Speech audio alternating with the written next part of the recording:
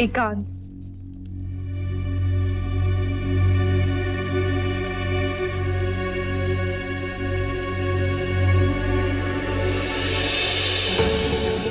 जागिए सम्राट, जागिए।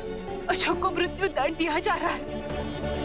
आप भी उसकी रक्षा कर सकते हैं सम्राट। जागिए। अशोक निर्दोष है। वो हिंसा नहीं कर सकता, वो आप पर बाण नहीं चला सकता। कल सभा में बिछा कर भी अशोक का पक्ष नहीं ले पाऊंगी। पहले आज तक आपसे कभी कुछ नहीं मांगा, भविष्य में भी कुछ नहीं मांगूंगी। मेरे पुत्र की रक्षा कीजिए, मेरे पुत्र की रक्षा कीजिए सम्राट। जागिए सम्राट, जागिए। अशोक को आपकी आवश्यकता है, अशोक को उसके पिता की आवश्यकता है। जागिए सम्राट।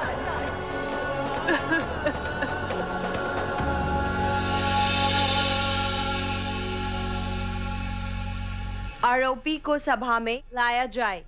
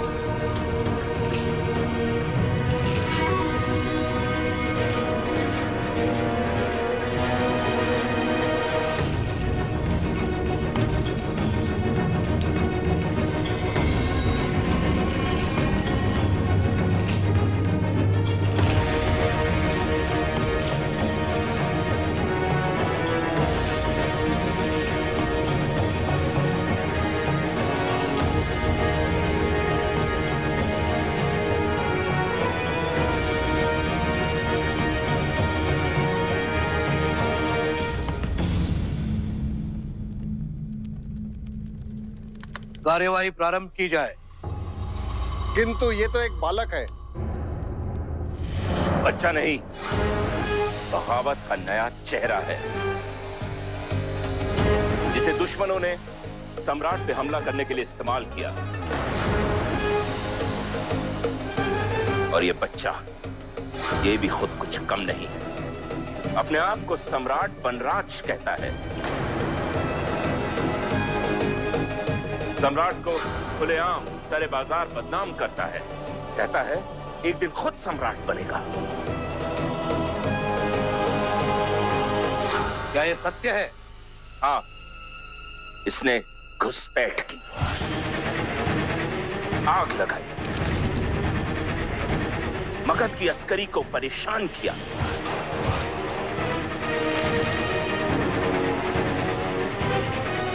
कह रहा था सम्राट से मिलना चाहता है। क्या ये सच है? हाँ, मैंने घुसपैठ की, आग लगाई।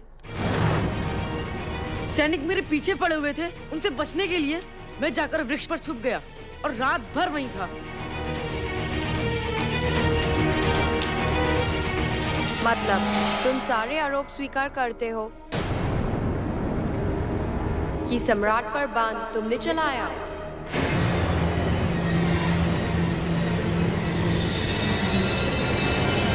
कल सभा में अपना अपराध स्वीकार कर लो।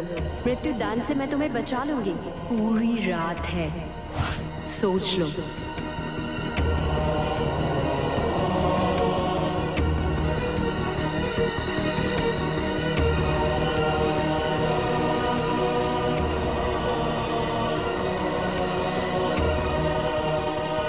मैं अशोक, जिसने अपनी माँ को वचन दिया है कि वो सदैव सत्य कहेगा,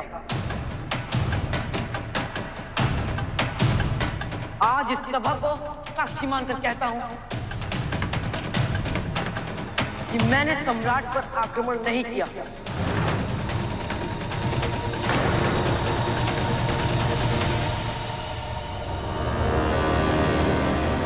ये राजमाता कल आई थी मुझसे बंदी गृह में भेंट करने।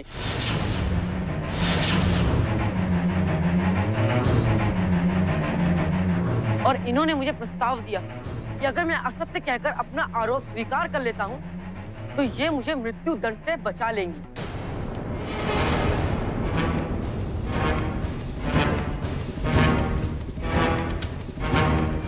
सत्य बोलने का दंड यदि मृत्यु है तो है। सत्य के आधार पर पाई हुई मृत्यु असत्य के बल पे मिले हुए जीवन से कई अधिक मान्य होती है। और सत्य यही है, मैंने सम्राट पर बाण नहीं चलाया और मैंने स्वयं देखा था उस हत्यारे को बाण चला के भागते हुए। सम्राट पे आक्रमण!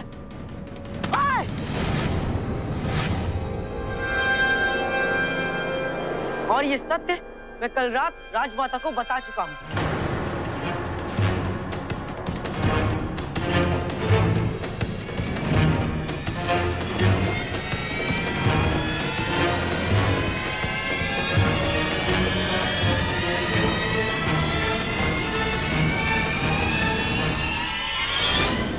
ये दुष्ट मर्यादा का उल्लंघन कर रहा है। इस सभा का अपमान कर रहा है। इसे मृत्यु दंड दिया जाए।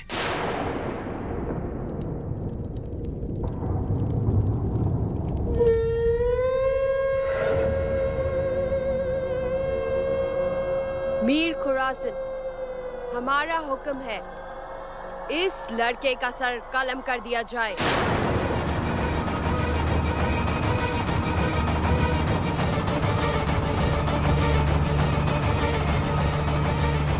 आज, अभी, फौरन।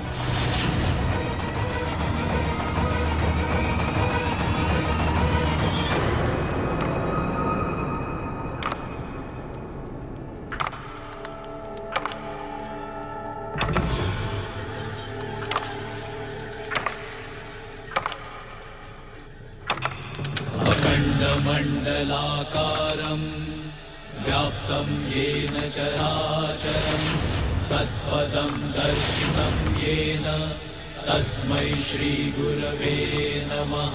अखण्डमण्डलाकारं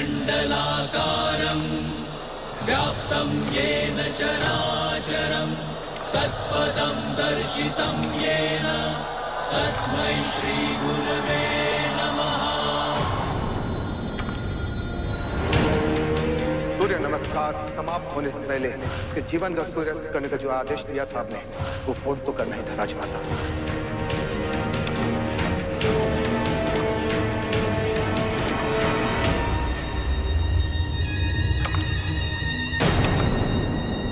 आचार्य चाणक्य की हत्या कर दी गई।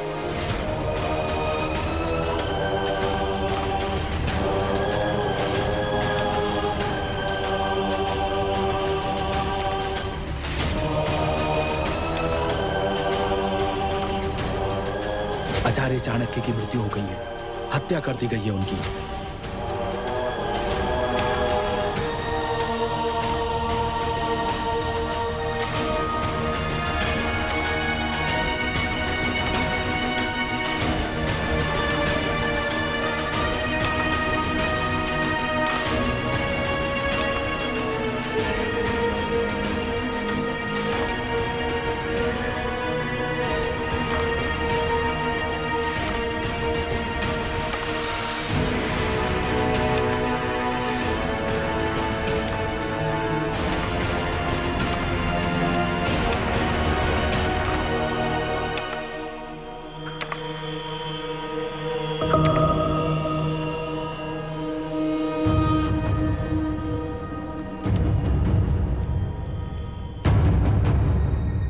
सत्येन धारयते पृथ्वी, सत्येन तपते रवि, सत्येन वाति वायुश्च, सर्वं सत्ये प्रतिष्ठितम्। पृथ्वी की स्थिरता, सूर्य का ताप और वायु का प्रवाह, इन सब का आधार केवल एक ही है, सत्य। और सत्य ये है कि मैं जीवित हूं।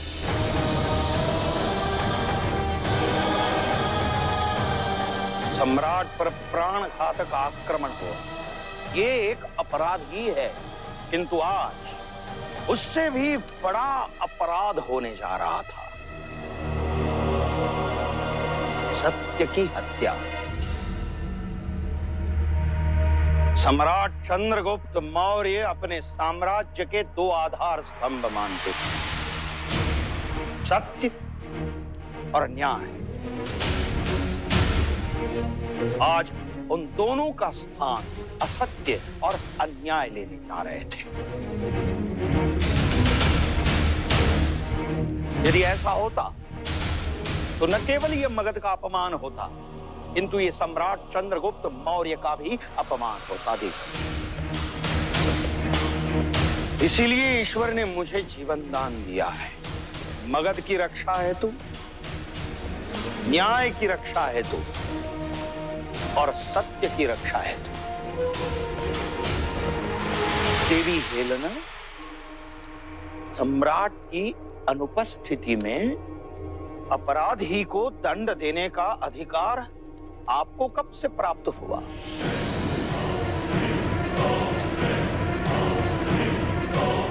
और किस नियमावली के आधार पर प्राप्त हुआ?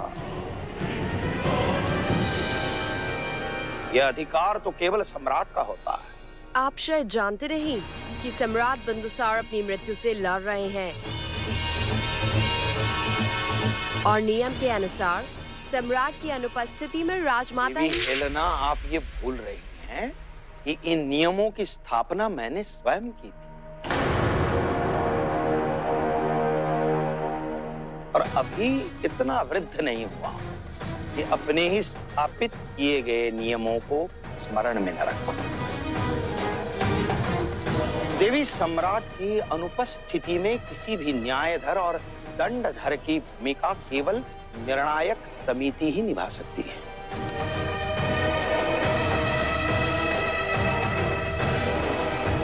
और आरोपी अपराधी है या नहीं, ये किसी एक व्यक्ति विशेष की इच्छा पर आधारित नहीं हो सकता। निर्णायक समिति के सुनवाई के आधार पर ही ये निर्णय लिया जा सकता है। आपने तो बिना सुनवाई के दंड भी दे दिया। सुनवाई? ऐसे व्यक्ति का पक्ष कौन लेगा जिस पे राजद्रोह का आरोप है, जिस पे सम्राट पर आक्रमण का आरोप है? क्योंकि जो भी ऐसे व्यक्ति के बचाव में आगे आएगा वो निस्संदेह मगध का शत्रु होगा। सम्राट पर आक्रमण करने वाला मगध का शत्रु ही है, राजद्रोही है। और उस राजद्रोही का बचाव करने वाला भी राजद्रोही ही कहलाएगा। किंतु आप आरोपी और अपराधी में अंतर करना भूल रही हैं। इस बालक पर लगे आरोप अभी तक सिद्ध नहीं हुए हैं, तब तक ये बालक केवल आरोपी है, अपराधी नहीं। और यही अंतर है न्याय और अन्याय में। और इस बालक पर अन्याय न हो, इसलिए इसका बचाव मैं करूंगा।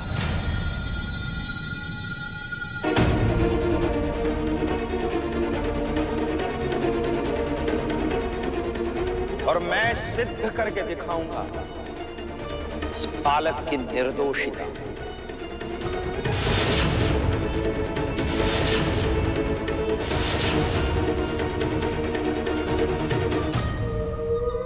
पता करना पड़ेगा कि चाणक्य इसका पक्ष क्यों ले रहा है। कौन है ये जिसे न्याय दिलाने के लिए चाणक्य मौत के मुंह से लौट आया?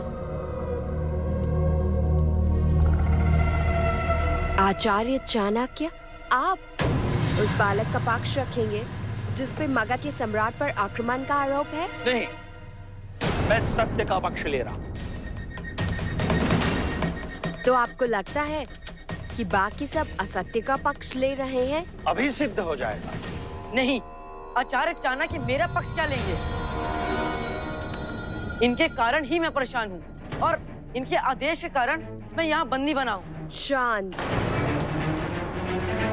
आपसे ऐसे बात करने के लिए इस लड़के को हम अभी दंड दे देते हैं, लेकिन आप उसे दंड से बचाने के लिए स्वयं उखड़ गए हैं, तो हम क्या कर सकते हैं? लेकिन देखिए इसे, इसके लिए आप मृत्यु को ठग कर आ गए हैं। मृत्यु को कोई ठग नहीं पाता देवी। मैं तो केवल उन्हीं लोगों को ठग कर आया हूं जो मेरी अकाल मृत्यु चाहते थे। मूर्ख थे वो, जो मेरी आयु से मेरी योग्यताओं का अनुपयुक्त आकलन कर रहे थे। उन्हें ज्ञात ही नहीं है कि उनकी सोच से कहीं अधिक समय तक श्वास रोकने के लिए मैं निपुण और समर्थ हूं।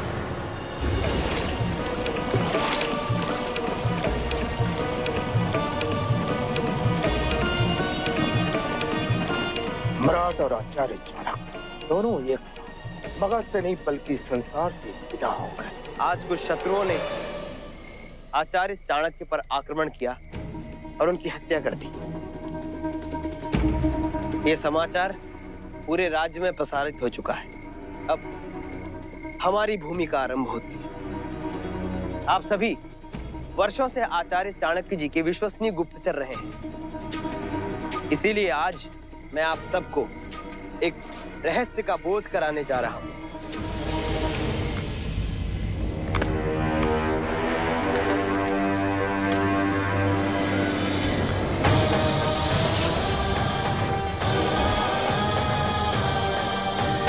आचार्य जीवित हैं? कल्याण।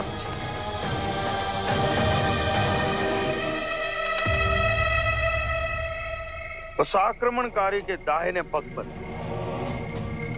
मैंने इसका चिन्ह बिंबित किया है। प्रातः काल से पूर्व ही आप उस आक्रमणकारी को ढूंढ निकालिए।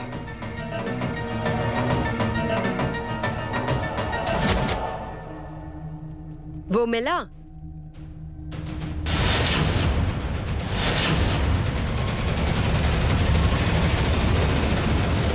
राधा गुप्त,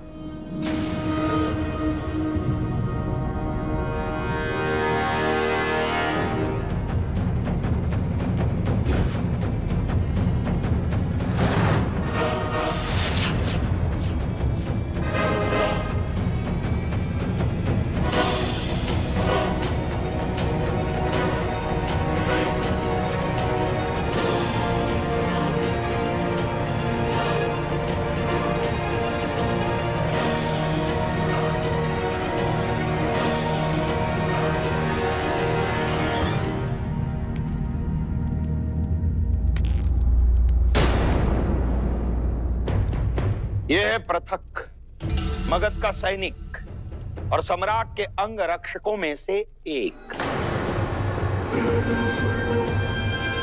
पृथक, क्या तुम स्वीकार करते हो तुमने अपने साथियों के साथ मुझ पर प्राणघातक आक्रमण किया था?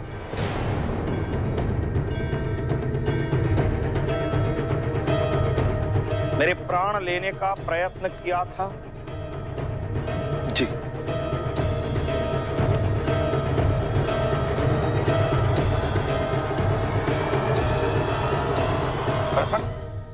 न्याय सभा को अपना घाव दिखाओ।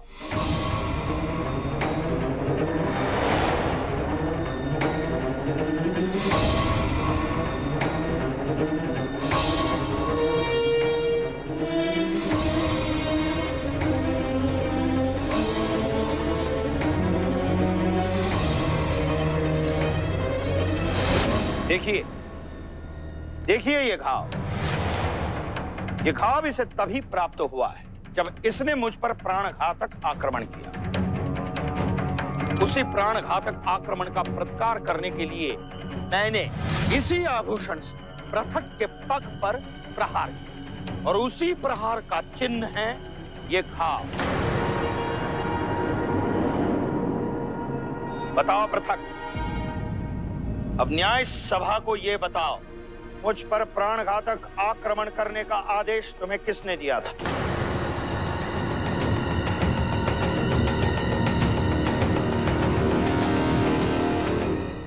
आचार्य, आपको जीवित देखकर सभी प्रसन्न हैं।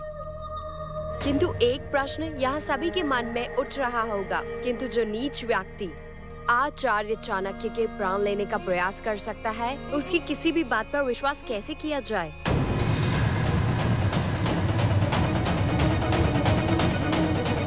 निश्चिंत रहिए देवी, मैं प्रमाणों से सशक्त होकर आया हूं। किंचित इसीलिए मुझे विलंब हुआ आने में, किंतु यहां आया हूं तो ये सिद्ध करके ही जाऊंगा, ये जो कुछ भी कहेगा सत्य कहेगा।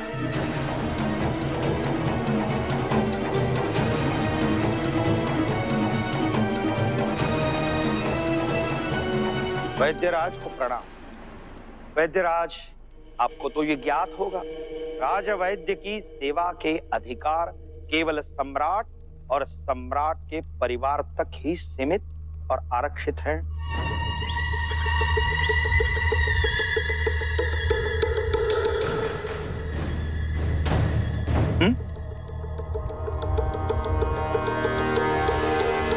और मुझे इस बात से आश्चर्य हो रहा है, सम्राट बिंदुसार जब मृत्युशैया पर थे तो उनकी शुश्रूषा छोड़कर आप मगध के एक सामान्य सैनिक के घाव भरने के लिए आ गए।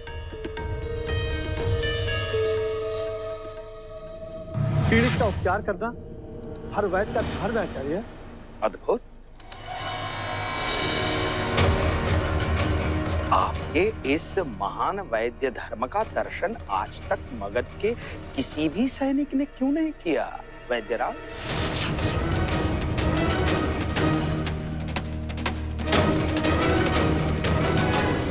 क्योंकि आप ये भली भांति जानते हैं कि ऐसा करना मगध की आचार संहिता का उल्लंघन करना है। और यदि आपने एक सामान्य सैनिक का घाव भरने के लिए मगध की आचार संहिता का उल्लंघन किया है, इसका स्पष्ट अर्थ ये है कि आपने ये कृत्य मगध के किसी शक्तिशाली व्यक्ति के कहने पर ही किया है।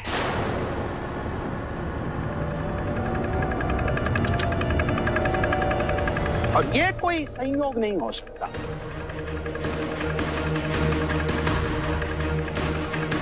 और संयोग नहीं है कि मुझ पर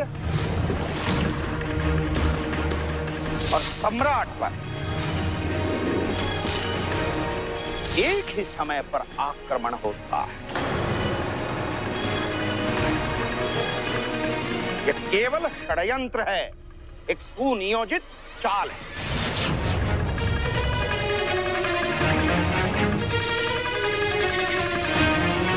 और ये षड्यंत्र उन्हीं का है जिन्हें मेरे और सम्राट के जीवित रहने से भय है। सम्राट और मेरा शत्रु एक ही, और वो कौन है ये पृथक के कथन से स्पष्ट हो जाएगा।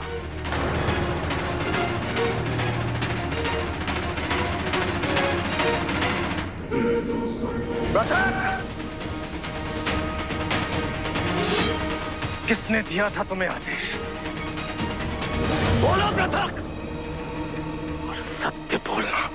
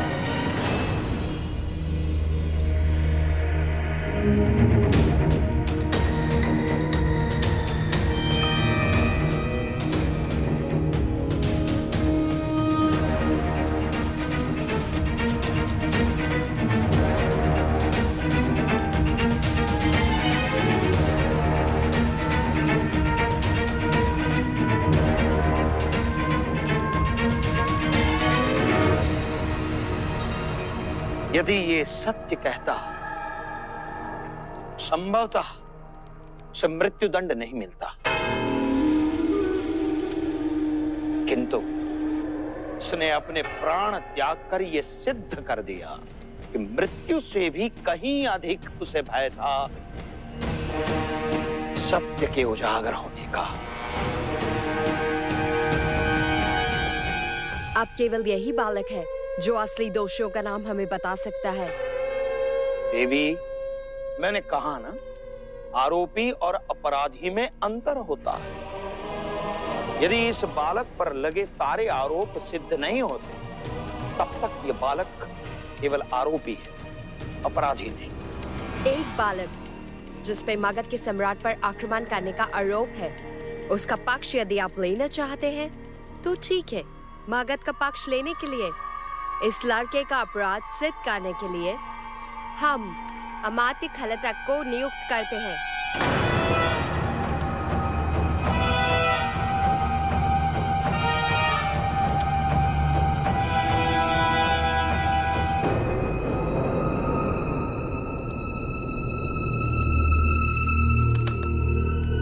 मगध का पक्ष रखने की बात करके आपने तो मुझे मगध विरोधी घोषित कर दिया देवी।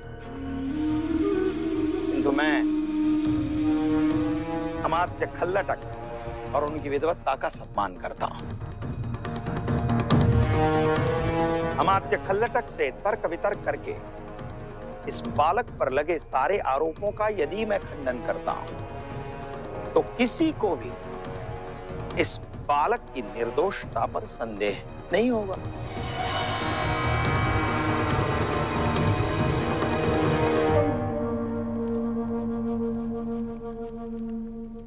आचार्य, जो सीखा है आपसे ही सीखा है। गुरु समान है आप मेरे लिए। केवल मैं ही नहीं, मगध के असंख्य व्यक्ति आपको अपना आदर्श मानते हैं। मगध के आरोपी को मगध का अपराधी सिद्ध करने के लिए आपसे तर्क वितर्क करना, ये मेरे लिए बड़े सम्मान की बात है। गुरुदेव, केवल यही निवेदन है कि आज मैं यहाँ जो कुछ कहूँ, कृपया आप उसे व्यक्तिगत रूप से मत लीजिएगा। जो दायित्व आपने स्वीकार किया है, उसी का पालन करना आपका धर्म है, और उसके लिए जो भी उचित है आप करें।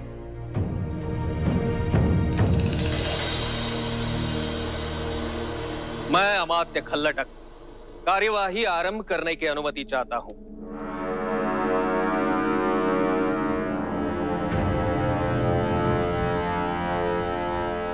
जहां सम्राट पर आक्रमण हुआ, तुम वहां उपस्थित थे? जी मैं उपस्थित था, किंतु मैंने वृक्ष की आड़ में छुपे थे। छुपा था, लेकिन उन सैनिकों से बचने के लिए। छुपे थे या नहीं? और तुम्हारे पास धनुष बाण था या नहीं?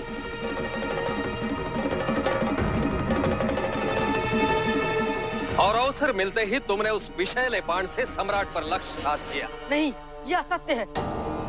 मैंने कोई बाण नहीं चलाया, क्योंकि मुझे धनु विद्या आती ही नहीं है। तो तुम उस वृक्ष की आड़ में क्यों छुपे थे? उन सैनिकों से बचने के लिए, जो पहले से मेरे पीछे पड़े थे। और मैंने स्वयं देखा था उस हत्यारे को, जो वृक्ष पर छुपा हुआ था। सम्राट पे आक्रमण! यदि आपको मेरी बात पे विश्वास नहीं हो रहा है, तो वहां पे एक स्त्री थी, उन्हें बुलाइए, जो सम्राट का उपचार कर रही थी। उन्होंने भी देखा था हत्यारे को।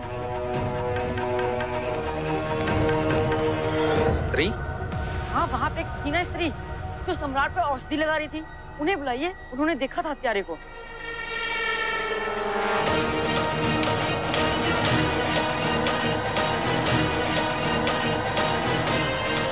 क्या यह सत्य है? हाँ, उस औरत को आचार्य चाणक्य ही लाए थे, सम्राट का इलाज करने के लिए।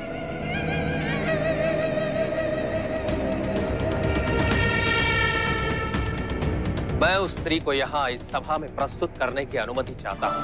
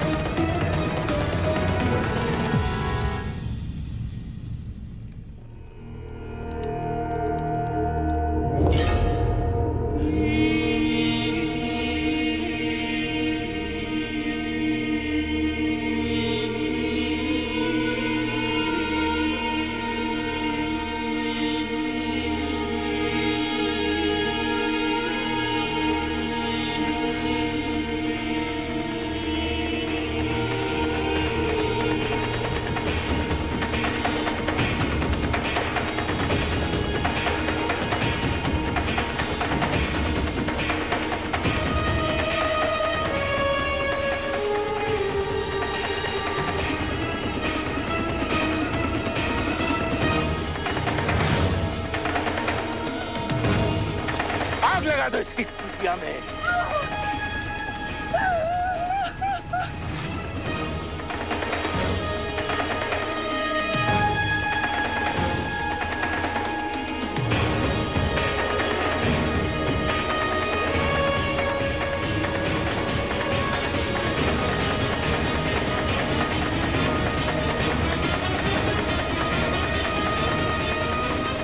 अपना परिचय दो।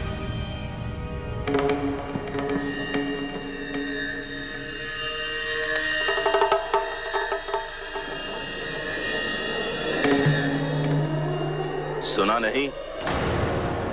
अपना परिचय दो। ये नकाब हटाओ। ये गवाही का मसला है। बिना शिनाख्त किए गवाही नहीं हो सकती।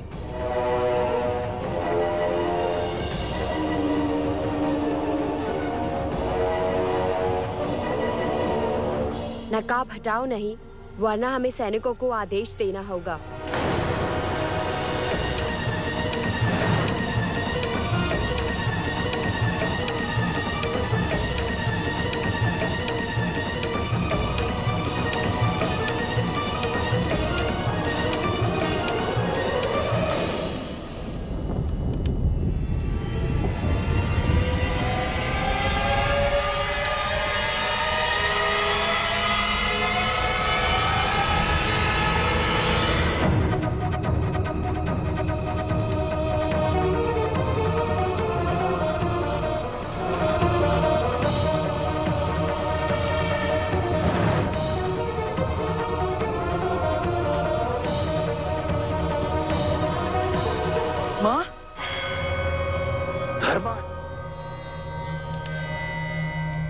ये तो धर्मा है, ये तो धर्मा है, ये तो धर्मा है, ये तो धर्मा है, ये तो धर्मा है, ये तो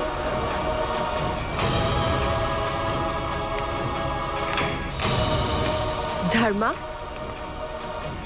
हाँ,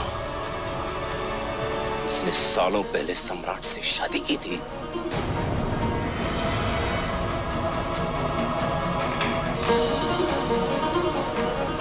तो जिंदा है, उसका मतलब तेरी औलाद भी जिंदा है।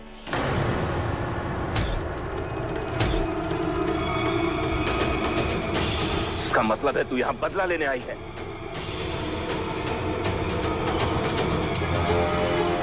अब मैं समझा, ये तेरा ही बच्चा है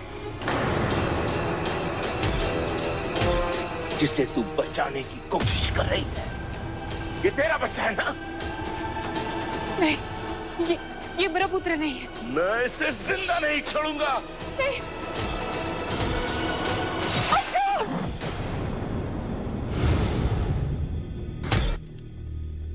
सुना नहीं तुमने?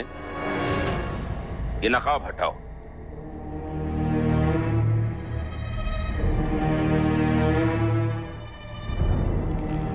प्रणाम राजमाता। सम्राट को होश आ चुका है राजमाता।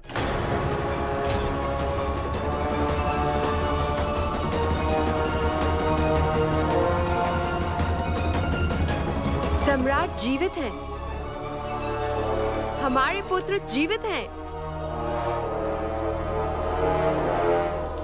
यह सभा कल तक के लिए स्थगित की जाती है। इस बालक को एक दिन और जीवनदान मिल जाता है, उन्हीं सम्राट के कारण जिनकी हत्या का इसने प्रयास किया था। सम्राट से कोई भी हमारा अनुमति के बिना नहीं मिलेगा।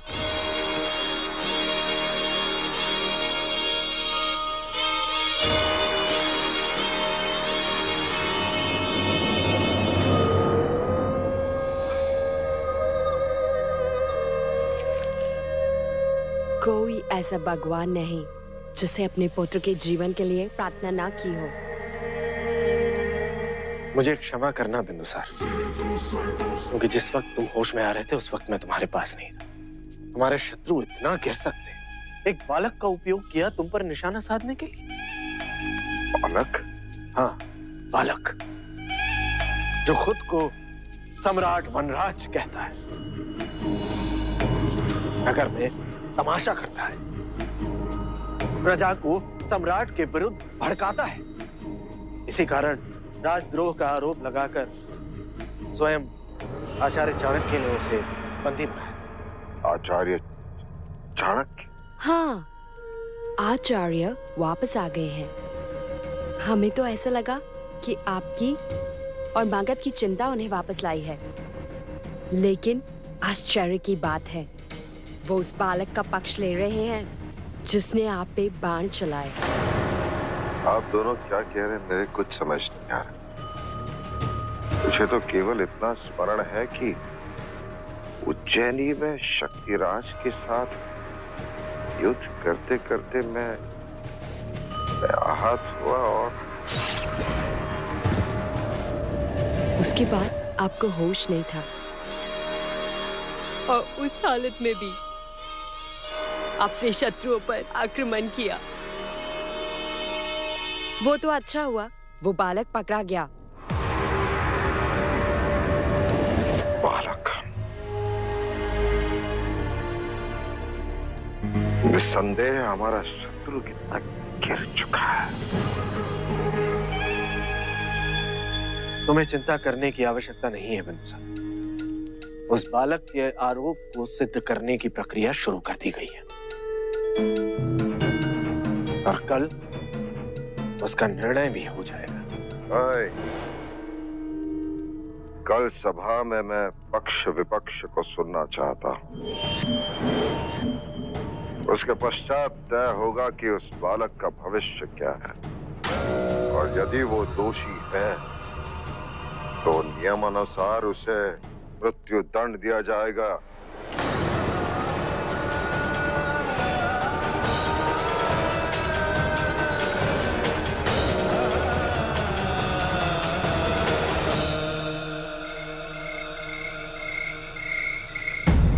गुप्तचरों की एक टोली इन्हें यहाँ लेकर आई है। ये तीनों एक वैश्यागृह में मृत पाए गए थे। मृत्यु का कारण इनकी मदिरा में मिलाया गया विष कनेर का रस। आचार्य, ये वही विष है जो उस बाण में मिला था जिससे सम्राट बिंदुसार पर आक्रमण किया गया था। अत्यंत घातक विष। ये विष वही व्यक्ति निर्माण कर सकता है जिसे औषधियों का संपूर्ण ज्ञान हो, और ये विष निर्माण करने के लिए समस्त सामग्री केवल एक ही स्थान पर प्राप्त हो सकती है, राजवैदिकी वैद्यशाला। फिर मेरा पुत्र मृत्युदंड का पात्र क्यों बना है?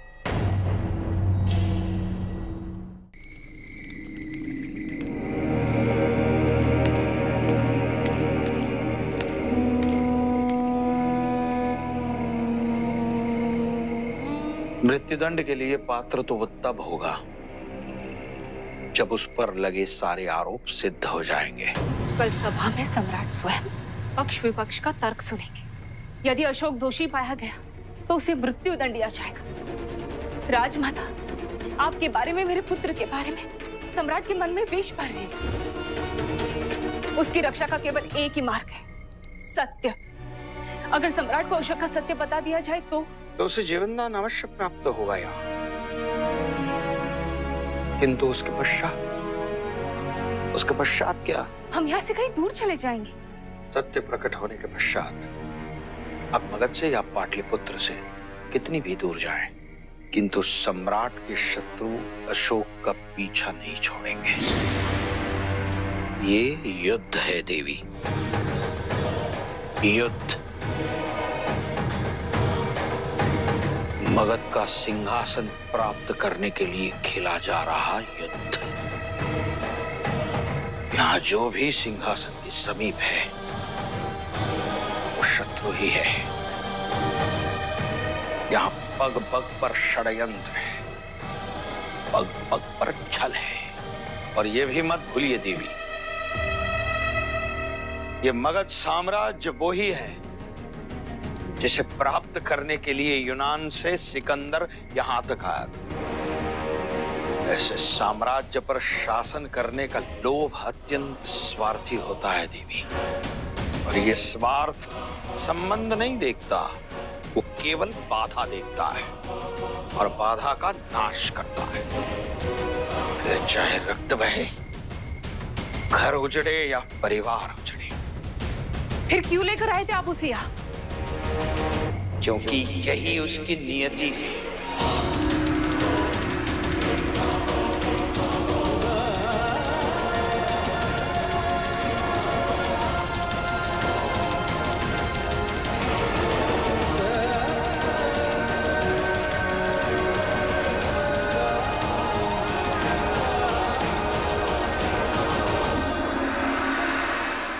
For more updates, log on to colorstv.in.com. Like us on facebook.com/colorstv. Follow us on twitter.com/colorstv. For more updates, log on to colorstv.in.com. Like us on facebook.com/colorstv. Follow us on twitter.com/colorstv.